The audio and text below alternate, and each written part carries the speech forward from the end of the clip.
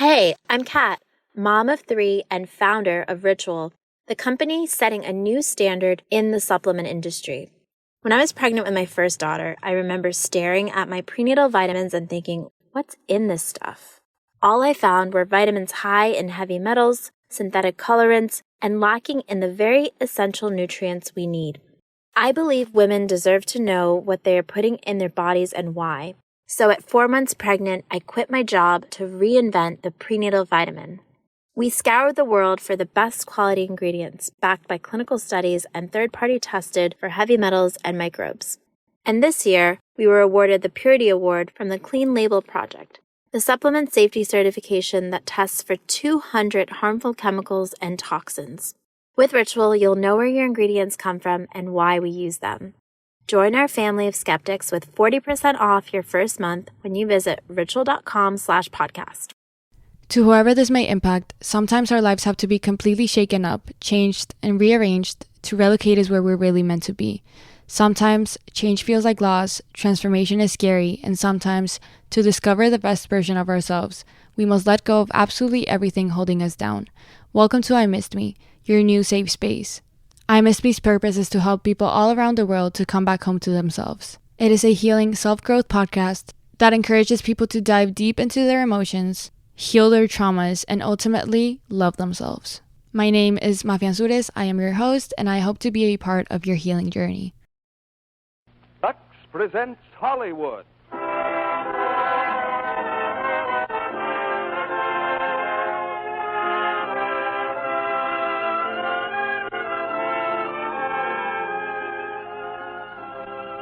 The Lux Radio Theater brings you Barbara Stanwyck and Tyrone Power in This Above All. Ladies and gentlemen, your producer, Mr. Cecil B. DeMille.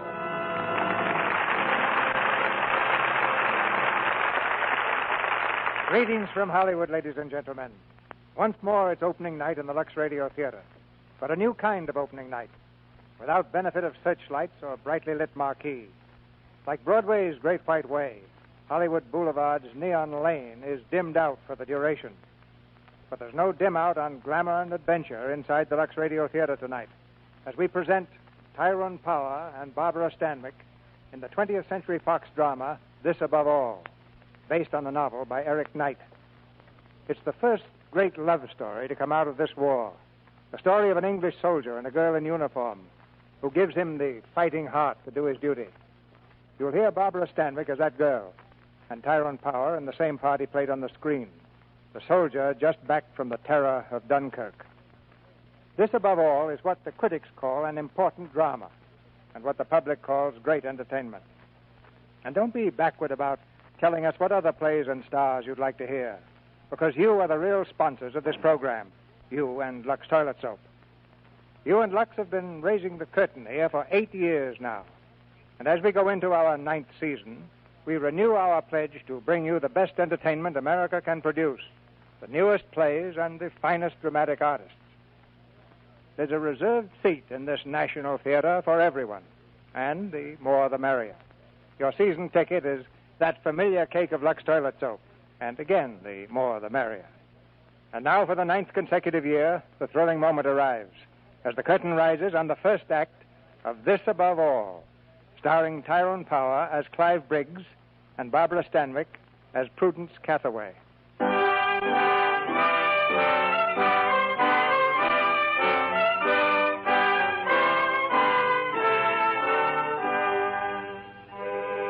This is the story of two people, a man and a woman from different worlds. One reared in poverty in the slums of London, the other a child of England's aristocracy. It's also a story of England today, an England in which social barriers are forgotten in the united effort of all her people to fight this war. At 6:50 this evening in the forest of Compiègne, an armistice was signed between France and Germany. The resistance of France has ended, her fall complete. In Berlin tonight, a government spokesman declared that the conquest of Britain by the end of September is now definitely assured. Oh, there's one good thing about the wireless. You can always turn it off. Yes, it's that announcer fella that annoys me, Harris. Talks as if he's got a mouthful of golf balls. Excuse me, sir. Dr. Roger is here. Oh, Roger, come in. I'm sorry. Have I kept you all waiting? Oh, it's all right, Roger. Your hospital must be getting some pretty bad cases. Have you heard the news, Roger? Yes, we know where we stand now, don't we? Well, Napoleon conquered the whole of Europe, but he never touched England. Napoleon didn't have 15,000 bombers. Well, there's no need for us to get excited. Don't you think perhaps it's time we did get excited, Iris? Why, Roger. Don't you know what our enemies say in their prayers every night? They say, "Please, Lord, keep the English from getting excited for one more year, and we shall never need your help again." Oh, for goodness sake, let's talk about something cheerful. Dinner is served, sir. Oh, fine. Now sit down before the soup gets cold. Parson, did Miss Prudence tell you what had delayed her? No, sir, she didn't. I wonder where she is. Roger, you're Prudence's father, and it's no concern of mine. But if you want my opinion, she's not behaving in a manner befitting her position. Really? Yesterday afternoon, she took Bert Higgins, the gardener, for a drive in her car, instead of attending Lord Evesham's charity party. Iris, Bert Higgins is convalescing. I took his appendix out last month. Well, that doesn't confer special privileges. I'm not against equality, Roger. Hello, but, everyone. Well, Prudence. High time, I'd say, my Hello, girl. Grandfather. Well, young lady, you are late. Yes, I know. Aunt Iris, I'm terribly sorry. Parsons, bring Miss Prudence her dinner. Well, what have you been up to? Oh, Father, I got delayed in Garsley. I had so many things to do, some shopping, and I had my hair cut, and, well, I joined the WAF. The WAF? The WAF, the Women's Auxiliary Air Force. Well, we hadn't even heard that you'd applied for a commission. I didn't apply for a commission, Grandfather. I joined the ranks. Oh, but my dear Prudence, I could have arranged for you to be an officer. I don't want to be an officer till I've learned to be a private. Are you aware that Annie Smith, who scrubs the schoolhouse floors, has joined the WAF as a private? Yes, Aunt Iris, I told her she ought to. Well, Prudence, for generations the Cathaways have been leaders, not followers. In joining this woman's army, you're deliberately throwing aside certain, shall I say, traditions. Quite possibly she's thinking of something else. What exactly are you suggesting, Aunt Iris? I'm suggesting nothing, my dear. But some of you girls of today would do almost anything in the world to be different, even at the expense of your family. Forgive me, Aunt Iris, but when you talk, I seem to hear words oozing through the holes of a moth-eaten sofa. Prudence, remember where you are. I do remember where I am. I'm in 1940 and you're in 1880. Your kind of thinking is more dangerous to us than Hitler is. Prudence, yes, I mean it. You believe that 40 million people exist in England to make you comfortable. You hate this war because you knock your shins in a blackout. You grumble at it because it's deprived you of your favorite German bath salts. And you fear it because the common men who are doing the fighting may suddenly begin to doubt the importance of risking their lives to keep you an immortal part of England. Parsons, give me a glass of sherry.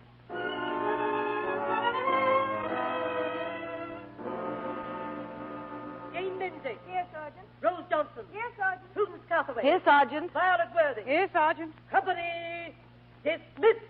Oh, all this red type. I can see we're without calling out all them names. Say, you live in Gosley? No, I live across the downs near Walsham. I'm local. Say, do you know any boys around here? No, I don't. Oh, well, you leave that to me. I'll fix you up. What? What are you doing tonight? Why, nothing. Well, my boyfriend, Joe, he called me up this morning. He's joining the Navy tomorrow, and tonight's the last chance he's got to propose to me. Well, perhaps he'll propose tonight. I'm sure he will. I've never got so close as I did the other night. He started putting grass down my neck, like he always does when he's on the point or something. He just began to ask me when the air raid siren went. Well, there's still tonight. Oh, there ain't a hope. Unless we do something. He called me up this morning to say he's bringing a chum with him. Say, come out with me tonight. Come out and take your chum away, please. But I don't even know... Violet, you're on duty in the next hut. Come in. 8 o'clock tonight. Now, you won't let me down, will you? Oh, I know you won't. Say, what did you say your name was? Prudence. Prudence Cathawaye.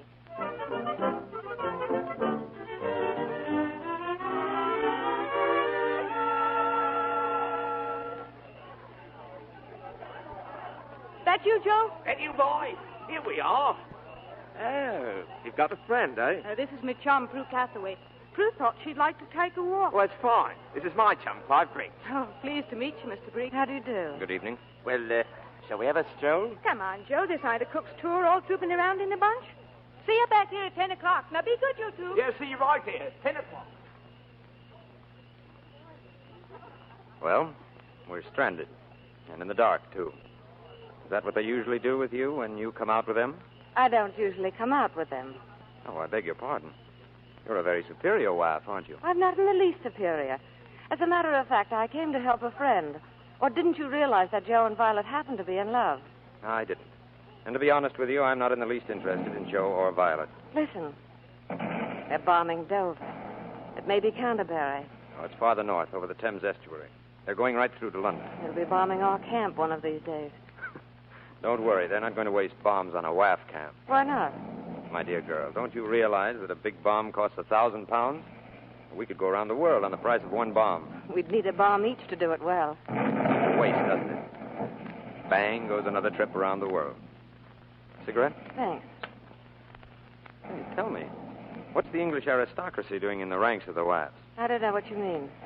You didn't sound like the rest of the girls here. Have you any objection to my being in the ranks of the WAF? I don't object. I was only thinking the ranks might. Oh. Well, they're quite broad-minded, you know. In fact, they're a fine lot of girls. Yes, they're all right, I suppose. And putting them into uniform doesn't transform them into Joan of Arc, you know. You don't believe in girls in uniform. You don't believe in very much, do you? I believe in people who know what they're doing and where they're going. You're bitter about something, aren't you? We'd better be moving on.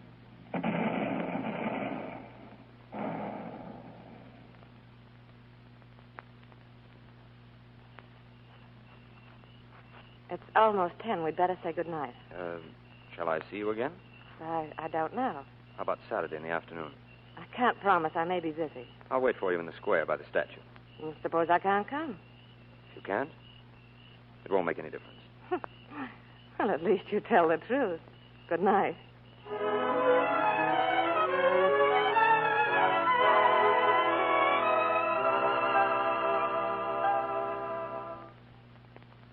Hello there. Hello? I'm sorry if I'm late. I had an awful job to get away. That's all right. So, you're the girl I met in the dark, huh? Yes, this is me. Well, shall we go for a walk? If you want. What's that? Well, ordinarily, I'd say it was the Germans. But now it happens to be thunder. Oh, I was afraid it was going to rain. Here it comes. Oh, and we'll be soaked. Isn't there some place we can go? Well, what do boys and girls do under these conditions? Depends upon where they are and how they feel. Some of them get into hollow trees, and others go to the cinema. Well, I expect all the hollow trees are full by now. That leaves only the cinema. Or perhaps... Oh, but look over there. Oh, the Albion Temperance and Commercial Hotel. Come on. Well, it's dry anyway.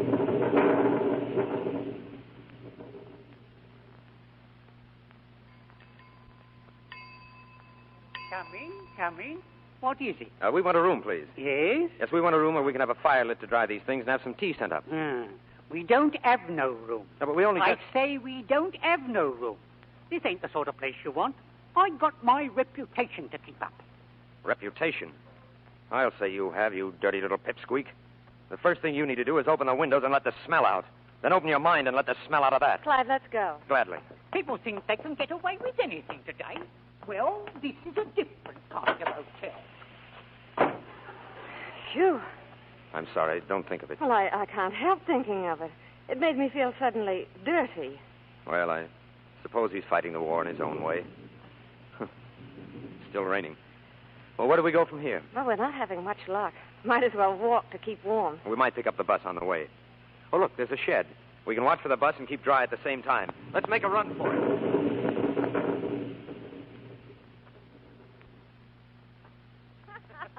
Well, it's cozy enough in here. It's dry anyway. I think it's lovely. Well, we may as well sit down and wait till the rain stops. It's been a great day, hasn't it? I know, Clive. We'll have to try some other time. Hey, you're shivering. No, I'm all right. Here, I've got something that'll fix you up. Blends neatly with the weather, too. What is it? Whiskey. You like some? Never touch it. Go on, it'll do you good. Oh, here. Always take the cork out of a bottle when you hand it to a lady. Especially when the lady is a novice at drinking. But no, thank you. Well, here's to you. Good? Tell me, did you ever get stinko? Blind, unconscious stinko? No, have you? 2 nights ago. Blind, blotto, out. Why? Why not? Well, people generally have good reasons for going blind, blotto, out, don't they? I suppose so. You know, when I met you the other night, I couldn't really see anything, and yet somehow I knew exactly what you would look like in the daylight. Well, how do I look? Oh, you're quite good-looking, really. The nose a little too fine, the mouth a little on the big side, and one of your ears sticks out a little bit more than the other. Did you know your face was slightly lopsided? Now, that'll do. Wait a minute. But your eyes are good. Yes, a nice deep brown. A bit tired looking. Late hours, perhaps. Well, you're better than a smack in the lug yourself. What's a smack in the lug? Oh, a friend of mine called Monty. If he says you're better than a smack in the lug, it means you're all right. As a matter of fact, you are, Prue. Please, don't start that. I'm not starting anything. I just said you're all right. Clive, I wanted to ask you, why aren't you in uniform? You sure you won't have a drink? Just a little one? Oh, no, it would never do for me to get blind stinko. You might like it. No, it just makes me talk, that's all. Oh, not that I can't take it. Why, last Christmas I had 3 glasses of port and then won a ping-pong match. Did you? Don't look at me like that. Prue, I'm going to kiss you. You know, I might just as well have taken that drink. I feel stinko. Quite stinko, in fact. Come on. We'd better go. Why, what's the matter? Nothing. We're going, that's all. But it's still raining, Clive. We're getting out of here, rain or no rain. I'll get you back to camp.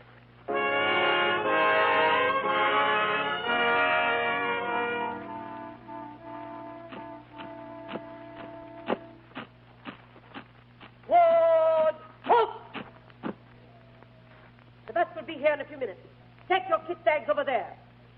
Ward, dismiss. Prue, there's somebody asking for you. Over there by the stile. For me? Thanks. Clive. I heard you were leaving today. Yes, we're going to Boxgrove. Oh, when will I see you again? Oh, there's the bus. I must go. How long will you be away? 3 weeks. 3 weeks? Is that a long time? Well, no, it's just... You'll be gone when I get back? No, I'll be here, Prue. I promise you I will. You know, Clive, when I get back, I'll be due for leave. You will? Mm-hmm. Well, let's go away then. I know a beautiful place on the seacoast of Leaford. Oh, I'm afraid I couldn't. I'll have to go home to Tunbridge. I promised to. Come with me, Clive. Me? To the ancestral home of the Cathaways? The pride of the family bringing home the man she found in the dark. You're not funny. I've never been more serious. Come on, Prue. We're leaving. I've got to go, Clive. Goodbye. Goodbye, Prue. And remember, you're going with me to Leaford. When you come back in 3 weeks... No, I'm not. You're coming with me to Tunbridge. You mean Leaford? Tunbridge. Goodbye.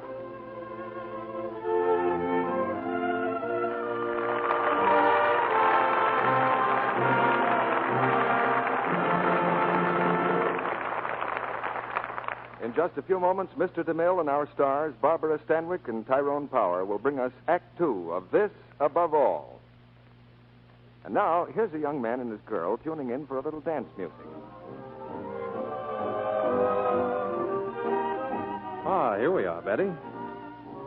Who wouldn't love you? Who wouldn't care? You're so enchanting, people must stare. Hey, that's good. Well, that song could have been written for you, darling. I know you've guessed it. Betty is one of those girls with a fresh, lovely complexion. A Lux soap complexion. She knows the screen star's secret. That regular care with active lather, Lux Soap's active lather, is the smartest care that any girl can give her skin. There's a reason for this, of course. The rich, creamy lather of Lux toilet soap removes stale cosmetics, dust, and dirt swiftly, thoroughly, yet so gently, too. Is your skin as appealing, as smooth and soft as it could be? No? Then why don't you try Hollywood's famous 30-day care that women everywhere are enthusiastic about? Every day, regularly, take an active lather facial with gentle Lux toilet soap. Beautiful Jean Arthur tells you how she does it. I pat the creamy Lux soap lather lightly in, rinse with warm water and then with cool. Then with a towel I pat gently to dry. This facial leaves my skin feeling softer, smoother. You'll like the caressing touch of Lux toilet soap's fine, rich lather on your skin. And as you use this luxurious soap, you'll know you're giving your skin protection it needs. Don't take chances with complexion loveliness. Give your skin beauty care every day with the soap 9 out of 10 screen stars use. The soap that's as mild and pure as money can buy. Get 3 cakes of gentle Lux toilet soap tomorrow. Now, our producer, Mr. DeMille. Act Two of This Above All, starring Barbara Stanwyck as Prudence Cathaway and Tyrone Power as Clive Briggs.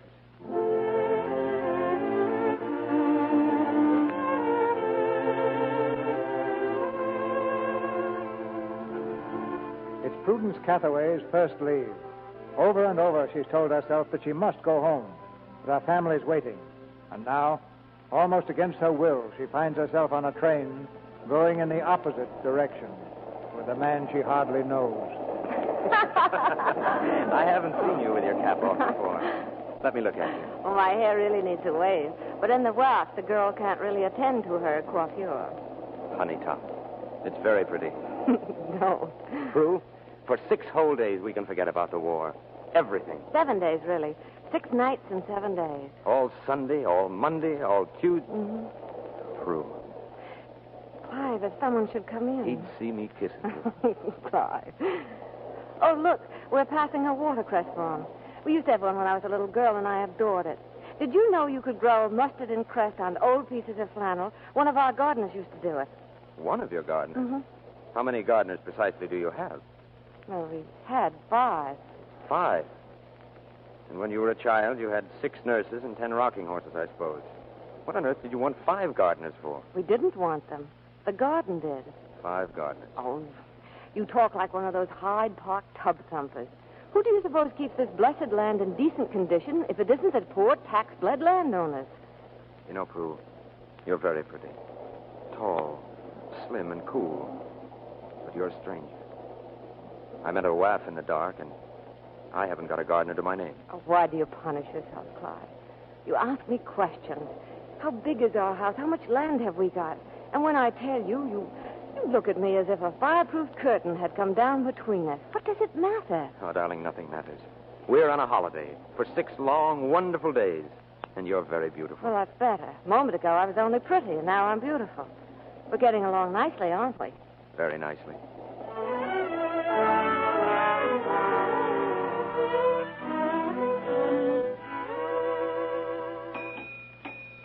Coming, sir, coming. Oh, we want 2 rooms, please. Have you 2 good ones? The best, sir. 114 and 116, both facing the sea. Oh, fine, we'll take them. Excuse me, Prue, I'll pay off the cab. I'll wait here for you. You have my forwarding address, I suppose. Yes, we have it. We're sorry you're leaving, Lady Cathaway. Porter, my bags. Aunt Iris. Well, Prudence, what are you doing? Are you on leave? Yes, I am. I wrote to Father. Prue, I'll be a few minutes yet. Why don't you go on upstairs? Oh, I see. Aunt Iris, Porter, will you bring my bags? At once. Well, darling, how do you like your room? It's, very nice. Oh, sea air, moonlight. It's sure to be fine tomorrow, and we shall have a clear view of the Germans in Calais. What more can man desire? You tired, Prue? Oh, I'm all right, thanks. What's the matter? Nothing. Now, look here. If you've suddenly changed your mind, say so. You're free to do exactly as you like. I'm perfectly aware of that. What's happened, Prue? You were happy enough on the train? I know. I just didn't realize. You want to go back tonight? Well, you wanted me to come here. Well, here I am. So please stop asking me what I want to do. I'll tell them that we won't need the room. No, Clive, don't, please. I understand. No, you don't. The fact is, I ran into my Aunt Iris in the lobby. Your Aunt who? Aunt Iris, while you were paying the cabman. Funny how romantic a thing like this can be when nobody knows about it. But the romance goes when an Aunt Iris appears, doesn't it? Suddenly it all appears quite sordid and shabby. Oh, Clive, you know that's not true. Of course it's true. You're leaving because of your Aunt Iris, aren't you? Well, perhaps it was a little silly of me, Look but here, Prue.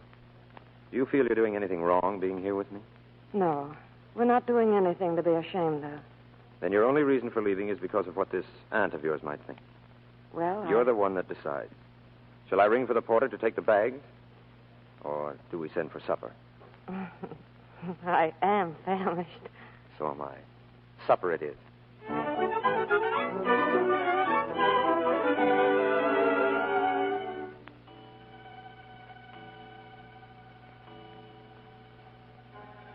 It's no good. Come on. You don't want to die here. Don't. You can't. What are you waiting for? It's no use. It's no use. Clive. Clive, wake up. What is it? Who's that? It's me, Prue. You were calling out in your sleep. Oh? I heard you, and I came in to see if you were all right. Calling out, was I? What is it, Clive? You are all right, aren't you? What was I saying? Well, I don't know. Something about dying. It's nothing, Prue. Don't worry. Just that sometimes when I get overtired, I talk in my sleep. Sorry if I woke you up. Would you like me to stay until you fall asleep again? No, please. Honestly, it's nothing. All right, Clive. Good night. Good night. They're firing again. Yes. Clive, Yes?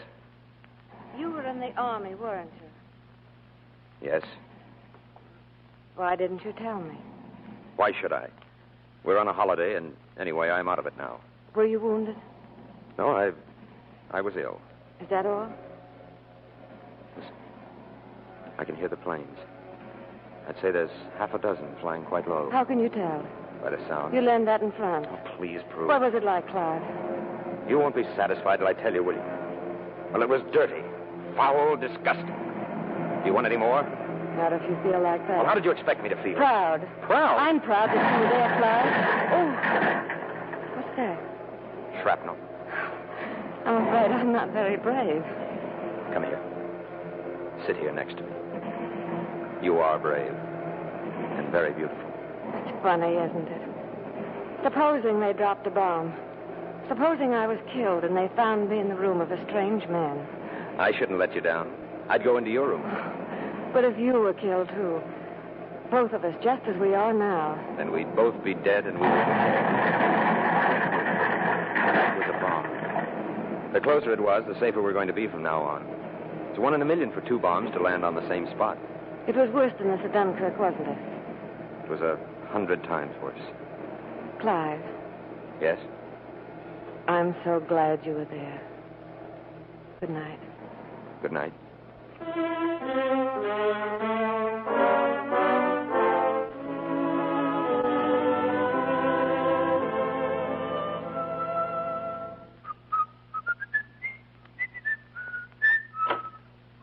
Breakfast, sir. May I come in? Oh, good morning. Prue, breakfast. Coming.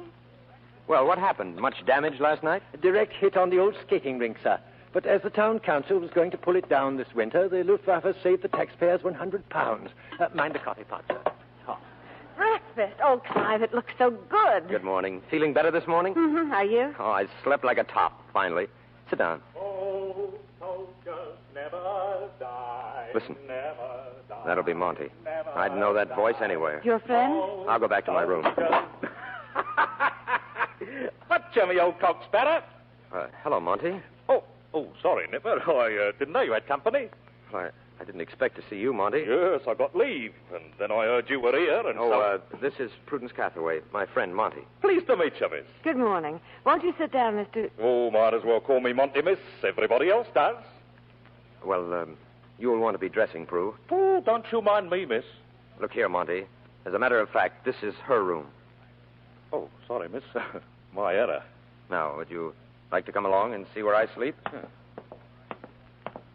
What made you come here? Oh, just down for a binge, Nipper. In here. Oh, sorry, Nipper. Put my foot right in it that time. Did you bring her here with you, or did you find her down here? She came with me, of course. Oh, ought to have guessed that. Accidents like this don't happen quite so neat. She's a nice girl. Oh, of course she is. Well, she is. I said so, didn't I? How long is your leave, Monty? 24 hours. First train up in the morning. Well, come on. We'll have a drink. Wait a minute, Nipper. We've got things to talk about. How much does she know? About you, I mean. Look, Monty, you said you'd come for a binge.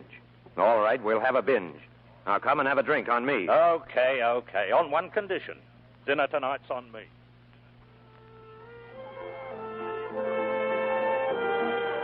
Suppose we sit here. I'll get the drinks, Monty. What's yours, Prue? Sherry, please. Head to the old and mild for me, Nipper. It won't be long. Okay. Bit of all right, this, isn't it? Oh, been meaning to tell you, miss, I'm sorry I crashed in like I did this morning. That's all right. It's tough on a girl when she has to meet her chap's friends, but don't you worry. You needn't judge him on me. He's class, he's educated, a real gent. Clive thinks a great deal of you, too, Monty. Were you in France together? Oh, say we were. Was he a good soldier over there? Was he a good soldier? Well, if you'd seen him coming up the road from Arras, ration bags slung over his back, coming through cool as a cucumber, why, you wouldn't have to ask me if he was a good soldier. And I'll tell you something else. He's up for a medal. He is? Yes, for carrying his wounded company officer the last 2 miles down the road to Dunkirk, and then giving up his place in the boat to help the wounded. Tell me about it. Well, it was after the Belgians threw up the sponge. Look, here's the street in Douai where we had to fight a rearguard action. When you two have won the war, give me a call. You'll find me at the bar. Clive, Monty's telling me about the medal you won. What medal? Well, haven't you heard yet? Oh, you're up for a medal, me lad. You're a blooming hero. What are you talking about? Fact, I got it first-hand from the Sergeant Major. Monty! Hello, Monty! Hello there. How are you, Bert, Artie? I didn't know you were here, Monty. Here, meet my friends. Clive Briggs, Miss Cathaway. Here, Clive, these are the boys from the East Kent Fusiliers. How are you? How are you? How do you do? Hello. How about a drink? Well, the fact is, we tossed for the privilege of asking the young lady for a dance, and I was the lucky one. Oh, I'd like to dance. Do you mind, Clive? Oh, go ahead. Why, thanks. That's fine. Drinks on me, Jen. She's a nice kid. Why don't you keep your mouth shut, Monty? All right. I didn't start it. She asked me. Asked you what? Oh, look here, Nipper. I don't like talking this way, but time's getting short, and maybe it's our last chance. You might as well face it. Absent without leave is one thing, desertion's another. They gave you a month's sick leave on the 10th of July, and today's the 15th of September. Now, we've been pals a long You time. can save your breath, Monty. I'm not going back. All right, Nipper. Here it is. The captain himself called me last Monday. He said, you're his pal, Monty. Try and find him and bring him back before it's too late. If he's not here by midnight Monday, he'll be posted as a deserter. Very noble of the captain to be so concerned about me. Oh, let's talk sense, Nipper. Every one of us has thought the same as you at one time or another. We get so dead sick and tired that we're ready to clear out and never come back, not even if they shoot us. But when the time comes, we always do go back. Oh, you don't understand, Monty. Oh. It's bigger than what you're talking about. Bigger than me, and yet it's deep down inside me. Oh, it's nothing to do with being afraid or sleeping in the mud or going without food. It just doesn't bear talking about. It's there, and nothing can ever change it. Oh, look, Nipper, we can't get away with it. Every day it gets tougher, with them military police stopping everybody for their papers. As sure as I'm sitting here, they'll pick you up. Here you are. She's a fine dancer, Jen. Thank you. I enjoyed The it. pleasure's on my side. See you later, Jen. What was that you were saying, Monty? We'll pick him up. Why, these motorists on the road, you know, if a man's in uniform, they'll always pick him up and give him a lift. Oh, yes. The war's made people more generous somehow. Has it? Never die. Oh, soldiers never die. They simply fade away. Come on, Clive, join in. Not tonight, Monty. Oh, why, I've heard you sing that song 100 times. 100 times, miss. Oh, soldiers never die. Come on, Nipper. I said no. Oh, just for me. I'm an old soldier, ain't I? And so are you, Nipper. One of the best. Believe me, missy. If you want me, I'll be at the bar. Here, Nipper, come back here. I say, Nipper. Never die. Never die.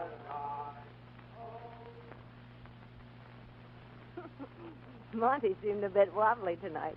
Do you think he got to his room all right? Oh, Monty can take care of himself. What were you two talking about so mysteriously all evening? Oh, please, No, Prue. really. Have you two got some horrible secret? Did you rob the church box when you were boys? Come on, what is it? Tell me, Clive. Well, it was about a friend of Monty's who joined up the day the war began. He was eager to fight and ready to die, ready to follow his leaders, and he did. And then he began to doubt. He began to wonder what it was all about and what he was fighting for. He didn't know, and no one could seem to tell him. Home and country and family, they said. Well, he had no real home, no family at all, and country. England. He didn't know what England was. It was too big for him to grasp. I don't think this man was a coward, not in the usual sense. It's just that he wasn't sure. And until he was sure, until he found an answer to all his questions, this man couldn't fight. Is Monty expected to answer these questions? Monty had nothing to offer in reply. Well, he might ask him whether it's the time to doubt and argue when his country's fighting for its life. Oh, we all know we were unprepared, but what's the use of whining about the past when we're fighting to survive? Monty should tell his friend that there are bigger things than his conscience to fight for. Bigger than he is, bigger than his leaders. Bigger than you, Clive, and me. If we lose our faith, what's the alternative? To be beaten in this war would be terrible, unthinkable. He's told him that. He's told him that he must fight for England. But if our armies win this war, what share will this man have in the England he has helped to save? But you've only told me the things that this man's brain has told him not to fight for. What about all the things his heart tells him he should fight for? What things? Well, you must ask his heart. He doesn't think with his heart. But tell me just a few. All right, I'll try. If I said England was Shakespeare and thatched roofs and the countryside, he would laugh. If I said it was speakers in Hyde Park, free to say what they wish, and polite bobbies at the corners and those cliffs over there, he would laugh again. If I said that England was the New Forest deep in ferns and holly trees, if I said it was May blossoms rich in spring and bluebells like a God-sent carpet, and the rain and the shine and the green of our blessed land, if I said it was the shout of a newsboy on the corner, or the sound of a taxi horn, or the age and dignity of our cities, if I tried to say it's all the things that make the pride and joy and gentle gladness of the British people, well, I would use words badly and shame the things themselves by doing so. But if I could make him see England, why, it's Monty and the boys coming up the road from Douai. It's you, Clive, helping the weaker men into the boat instead of getting in yourself. Whatever this man is, blood and bone, mind and heart and spirit, England made him, every part of him. And when he says the word England, it must be for him as it is for me. Like music that's rich beyond the power of music. Those are the things. And he's got to go back and fight for them. Because that's England, too. Knowing that we'll never give in. Knowing that we won't be beaten. We won't. We just won't.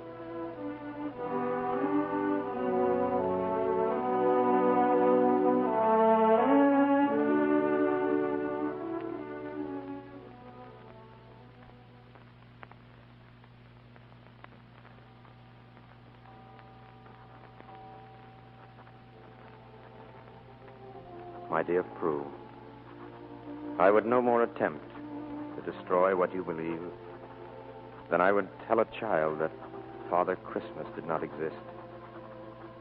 I am going away. Where, I don't know. And I don't care. I'm tired. I just want to say how decent you were. I wish I had been more decent to you.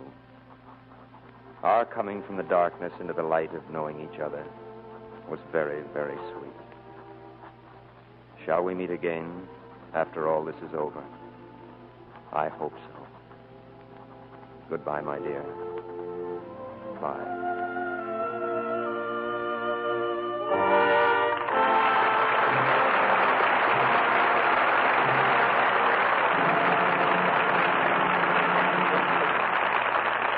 We pause now for station identification. This is the Columbia Broadcasting System.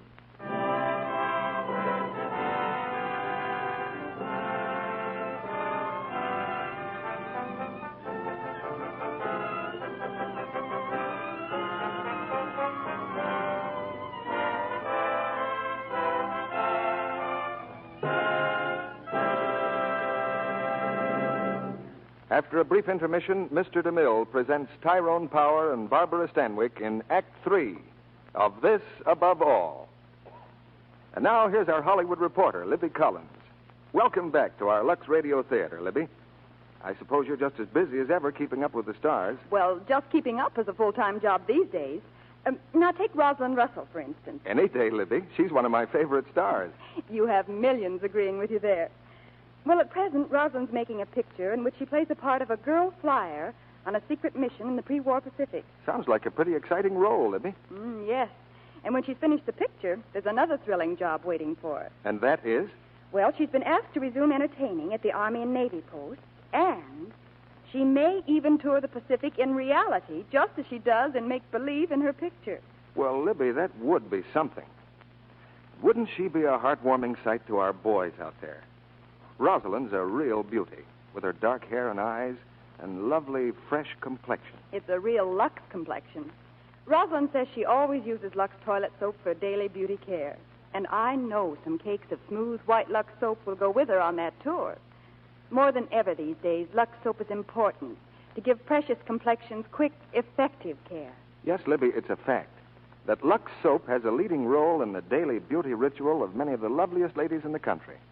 Screen stars love Lux toilet soap's rich, creamy lather, active lather, that removes stale cosmetics, every trace of dust and dirt, in a twinkling, and does it so gently, too. Delicate skin needs gentle, cherishing care.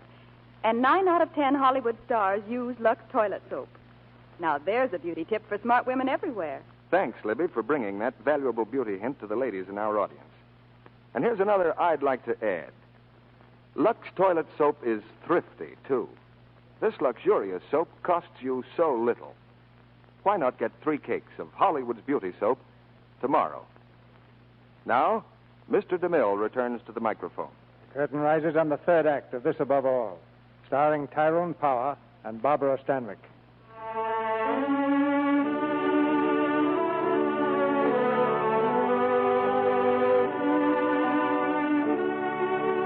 Clive has gone, turning his back on Prue's burning image of an embattled England, an England that needed him, that was fighting for his very existence.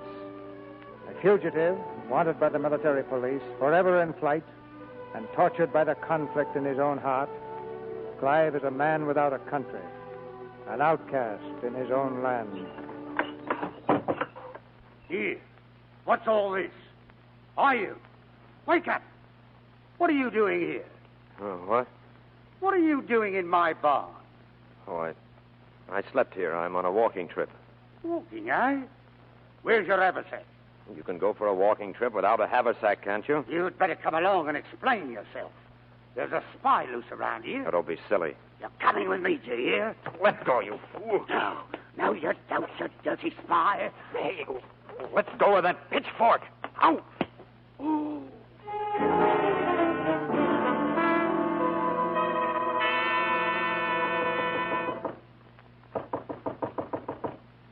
Yes, come in. Oh, I'm sorry to trouble you, ma'am. I've had a slight accident. I don't think it's much, but it doesn't seem to stop bleeding. I wondered if you'd be kind enough to bind it up. Come in. Thank you. Silly thing. I took a fall from my motorbike. You really ought to have it stitched. I'm only the district nurse. They would have done it much better at the hospital. I know, but I hadn't time to find the hospital. I'm in rather a hurry. Where did you say you left your motorbike? At a garage. They're putting it right. On the Midhurst Road? Yes. Did you see them go by, Mum? See who go by? The police. There's been a fight, Mum. A spy. Who told you that? Mr. Robinson told the teacher. They found a spy in Mr. Bristow's barn. They had an awful fight. Mr. Bristow wounded him with a pitchfork, but he got away. Go and get your lunch, Jackie. Oh, okay. I'd like to meet a spy. I'd show him. You hadn't time to find the hospital?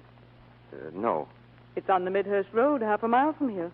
You couldn't miss it very well. Yes, I know, I'm but... sorry. I'll have to telephone the police. I'm not a spy. Please believe me. But you must have this dressed again. It really needs a stitch. Give me 10 minutes. Then do whatever you like. Even huntsmen give a stag 10 minutes start. You'd better go now. I wish I could thank you. I only did my duty. And it's your duty to tell the police? Yes. Goodbye. Thank you.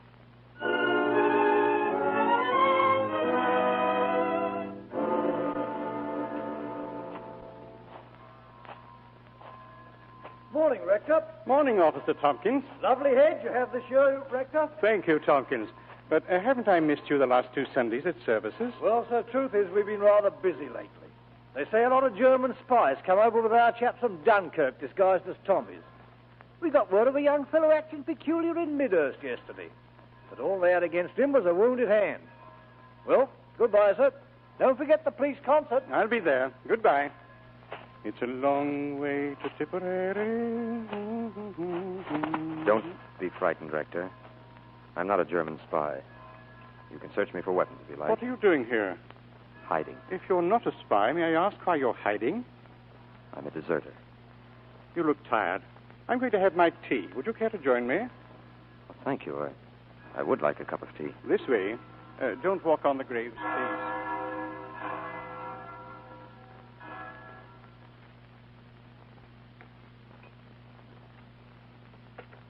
You know, it's a funny thing, but I never thought I would ever place such priceless value on 4 walls, a fire, and a cup of tea. Is that all you really need? No. I think most of all I need peace of mind. You must forgive me if I'm rather conventional, but did you ever try to pray? I prayed all right. When you're in a jam, you pray. I prayed at Dunkirk. Where do you intend to go now? Oh, suppose I could stay here and cry sanctuary, and you bar the door and no one can take me away. Isn't that the ancient right of your church? We have no physical sanctuary any longer, but there is a greater one, a spiritual sanctuary. I'm sorry I was rude. That doesn't matter. I see you as a symbol of our age, an age of reason that's driven out the age of faith. All the reason in you calls out against going back to fight in a war that seems warped and ill-defined. But the faith in you says that you must fight, so that England shall not go down. There was a girl who said that. A beautiful girl who believed that. Your mind and your soul are deadlocked in a struggle. Your body is the battleground. Oh, but you get so tired, so exhausted. The time comes when you just can't go on running anymore. But maybe you're right. Perhaps the best thing would be to give myself up.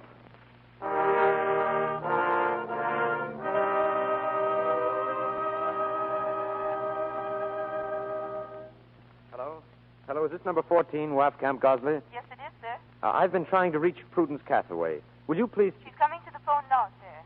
Just a moment. Oh, thank you. Hello? Prue, darling. Clive, is that you? Oh, Clive. Listen. What happened? Are you ill? No, I'm all right. Darling, where are you? What are you doing? I'm calling from a hotel near London. Prue, I must see you. I'm going to give myself up. Do you hear me? Oh, Clive, don't do anything. Please, don't do anything before you see me. Promise. Of course. Prue, do you think you could come to me? We'll be married. Married? Can you get away? Can you get leave? Oh, I'll come, Clive. Don't give yourself up. Don't do anything until I see you. What time can you be in London? I can catch a train about 7. I can be there at 9:30. Oh, Prue, you're so beautiful. And I love you so much. You do believe me, don't you? Yes. You never said you loved me before. I'll be waiting at Charing Cross Station under the big clock. Don't miss the train, darling. I won't. I love you, Prue. I love you, Clive. Until tonight. At Charing Cross. Goodbye, darling.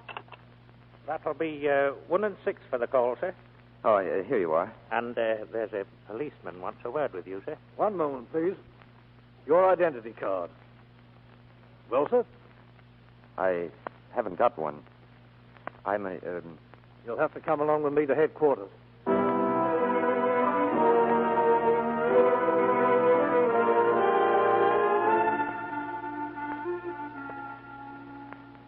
And where did you go from Leaford?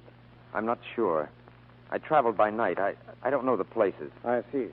According to the deposition here, you had already made up your mind to surrender. Yes, sir. But I wanted just one evening. This evening. I was to meet someone. I want you to believe me, sir, when I say that it means more to me than I can possibly explain. You volunteered on the first day of the war. Yes, sir.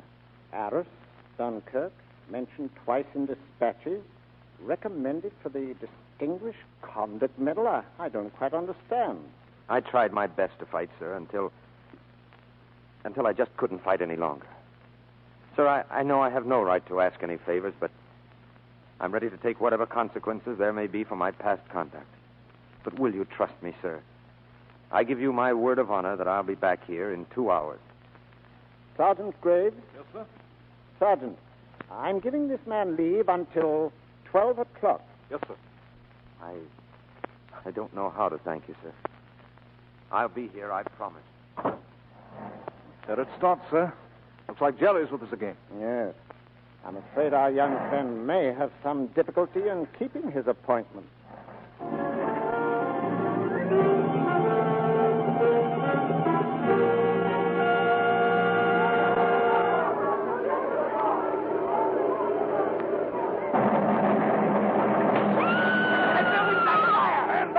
You'll never get them out of that place. Ladders, hold! Someone else, please. My husband, my baby, they're in that cellar. There's nothing to be done. It's too late. Oh, somebody save them. You must save them. Get this woman into an ambulance. She's badly burnt. Oh, you must help me. You must. They're burning to death. There's nothing to be done, madam. Don't you understand? Oh, please. All right. I'll try to get them out. Get her into an ambulance. You can't go in there, mister. You're crazy. You'll be killed. Let go. Lend me a hand with this crate. You'll never make it. You'll never come out of there alive. Oh, save them. Save them.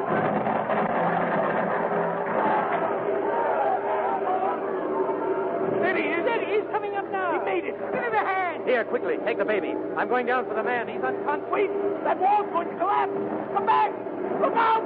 Come out to the wall.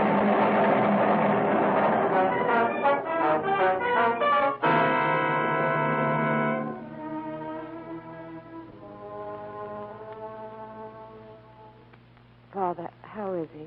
Is he all right? It's hard to say. He came through the operation all right, but there's no telling in a case of this type. There's still the danger of hemorrhage. We can only wait. May I see him? Of course. Come in, dear. Clive. Hello. Hello, darling. How did we get here? There was an air raid. You were hurt. Oh, yes. How long have I been here? Since last night. Last night. True. There was an officer of the military police. He gave me leave, and I promised to go back. Oh, don't worry. Everything's all right. We've spoken to him. I'm sorry I couldn't meet you last night at Charing Cross under the big clock. As long as we found each other, darling. This is my father. He operated on you. Well, young man, they certainly seem to have had a grudge against you, but that was a fine job you did, getting those people out of that cellar. Dr. Cathaway, has Prue told you that I want to marry her? She's told me everything, my boy. We're going to be married, Clive. You wait and see. Now, Prue. Today, Prue. Please.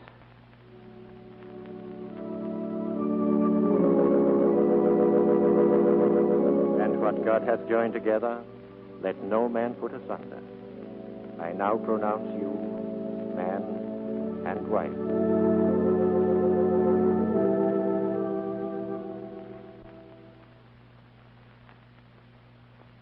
This is your wedding present from Monty. A package of cigarettes. Poor Monty. He said he didn't have time to get anything else. He'll be in to see you when you're better. And, oh, yes, the captain sent something here. What is it? A book of Shakespeare. I've just been looking at it while you were asleep. Listen. This, above all, to thine own self be true. I know that. Hamlet. This, above all, to thine own self be true. And it must follow as the night the day. Thou canst not then be false to any man. Yes. You must sleep now, Clive. You're tired. This, above all, to thine own self be true. You know, a strange thing happened yesterday when that officer gave me leave to meet you. As I stood there waiting for his decision, I seemed to be two men struggling against each other. One was hoping desperately to be given his freedom, and yet the other, deep down inside him, was half hoping that his request would be refused, so that all the things he'd made himself believe would be justified. Please rest now, darling. And then, when I was rushing to meet you at the station, and saw those people trapped in the ruins, reason shouted at me that it was none of my business, that other men would do the rescue work. But something just forced me to stop. We have trusted our minds too much, I suppose, and our hearts not enough. They're at it again. They won't leave us alone. I feel safe with you, Clive, remember? The nearer the bombs drop, the safer we shall be from then on. Cathaway, you'll have to leave now. I'd rather stay, nurse, if you don't mind. During an air raid, Miss Cathaway, we don't allow civilians. I know, but I'd like to stay, please. Very well, I'm too busy to argue with you anyhow. Prue. Yes, dear. Your cat. Won't you take it off? Of course. There, is that better? It's so lovely. You're so... Clive. Clive, dear. Drew, you'd better go downstairs. Father, something's wrong. Look at him. I'll take care of him. You run along. No, I've stayed this long. I want to stay on. You can't help him, Prue. It would be just the same if you went down to the shelter. But you can't let a man die alone, even if they don't know. Why are you giving up so easily? I've told you there's a chance for him. If he lives through the night, he'll pull through. Oh, please let me stay. All right, dear. Excuse me. We'll have to move this patient. Move him? Those who can't be taken downstairs, we have orders to move them under the bed. Oh, no, I won't let you. Don't, please. Please don't humiliate him like that.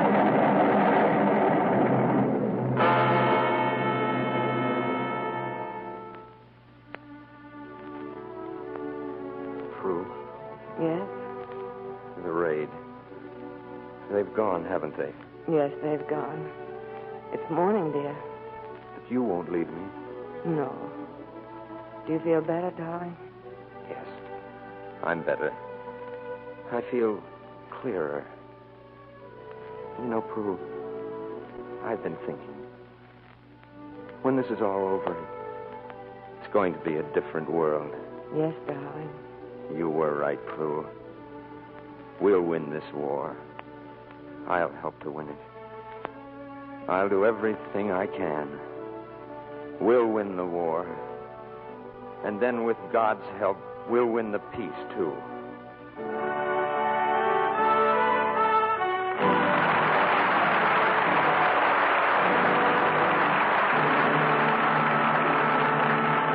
This is a people's war, and this, above all, is part of the people's testimony of faith in the outcome. Our congratulations to Barbara Stanwyck and Tyrone Power on the sincerity of tonight's performance. Well, thank you, sir. It was a privilege to have a part in opening the Lux Radio Theater's new season. You know, Barbara, as the audience was applauding at the end of the play, I remembered that I once arrested Tyrone Power in Denver. Well, Ty, your past is catching up with you. It wasn't Ty, it was his father, Barbara. He was the culprit, and I was the sheriff in a play about 38 years ago. Oh, wasn't Mrs. DeMille in that company, too? Indeed she was. We often speak of it. Incidentally, Tyrone, your father certainly looked handsome in tights in some of the Shakespearean plays. Well, how did that young juvenile, Cecil DeMille, look in tights? Well, we won't go into that just now, Barbara. All right. Then we'll change the subject to something that won't embarrass you, CB. In words of one syllable, it's Lux Soap. I've used it for years, but I'll bet I don't need to tell this audience what a grand complexion care Lux Soap is. Your proof of Lux Soap is right in the mirror, Barbara. What's your play going to be next Monday, CB? Next week, we present another of the really great dramas of recent years. The 20th Century Fox picture, How Green Was My Valley. And the stars will be Walter Pidgeon, Donald Crisp, and Maureen O'Hara. How Green Was My Valley won the Academy Award as the finest screen production of last year. We'll have 3 stars from the original cast next Monday night. So don't miss Walter Pidgeon, Donald Crisp, and Maureen O'Hara in this prize-winning play. Now, that sounds like a capacity audience for you, CB. And now, ladies and gentlemen, I must tell you that this is the last time we'll be able to have Tyrone Power in the Lux Radio Theater for months, or perhaps years to come. He's made a contract with Uncle Sam, and within the next few weeks, he'll report to the United States Marine Corps as Private Tyrone Power. Good luck from every one of us, Ty. Thank you, Barbara. I hope to be back here in the Lux Radio Theater when it's over, CB. Good night. Good night. Good night. Good night, Barbara. Good night, Devil Dog.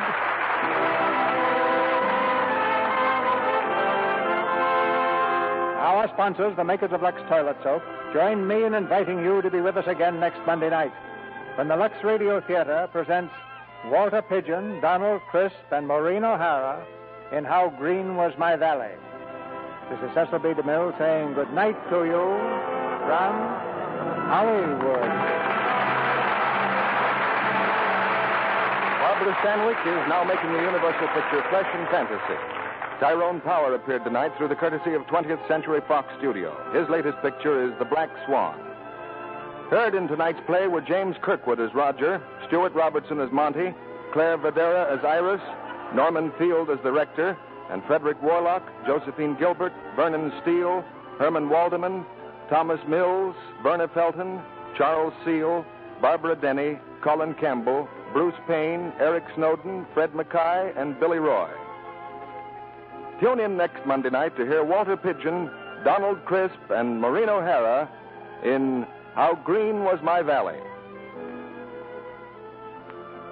Our music was directed by Louis Silvers, and your announcer has been John M. Kennedy. Why drag along half alive, nervous, vitamin-starved? Get that Vims feeling. Vims are the new low-cost vitamin mineral tablets. Right now, there's a free trial offer of Vims. Buy the large $1.69 package at your druggist. Get the regular 50-cent size absolutely free. Ask for VIMMS, Vims. FREE, free. This is the Columbia Broadcasting System. To whoever this may impact, sometimes our lives have to be completely shaken up, changed, and rearranged to relocate us where we're really meant to be. Sometimes change feels like loss, transformation is scary, and sometimes, to discover the best version of ourselves, we must let go of absolutely everything holding us down.